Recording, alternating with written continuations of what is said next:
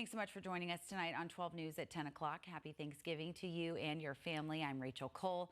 And tonight, a dog is looking for a new home after taking a wrong turn down a Valley freeway. 12 News journalist Gabriella Becerra joining us live in studio tonight with how Valley drivers work to save the animal. Hey, Gabby. Well, Rachel, that dog is okay, and that's all thanks to the drivers who stopped traffic. The dog was wearing a collar, but with no tag, so no one knows where he came from or how he ended up on State Route 51.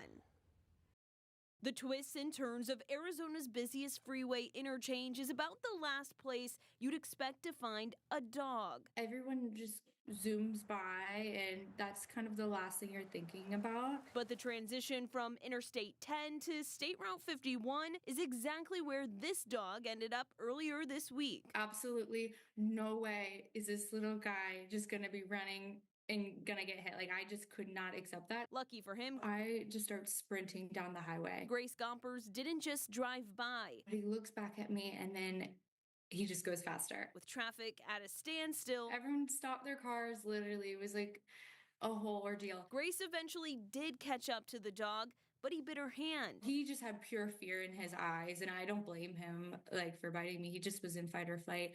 And so at that point, he crawled under the car. And then someone behind us actually ran out and was like, I have gloves, I can grab him. Once the dog was safe in her car, his demeanor did a 180. This dog was like resting his head on my leg. He gave me kisses. He was just so grateful. And I was starting to form such an attachment. I was like, this is love. As much as she wishes she could, Grace says she can adopt the dog she now calls Skippy. I am just not in a position where I feel like I can give him the best home. She brought him to the Maricopa County Animal Shelter where they unsuccessfully scanned him for a microchip. She's hoping someone who can give the dog a good home will take him in. It was crazy to see an animal in such distress. I kind of had the same adrenaline, like running on the highway. Genuinely, I had that feeling too. So I can't even imagine like him not really knowing like where he is and what's going on. Grace tells me the bite on her hand wasn't that bad, but because of it, the dog is still quarantining at the Maricopa County Animal Shelter. Back to you, Rachel. Gabby, thank you.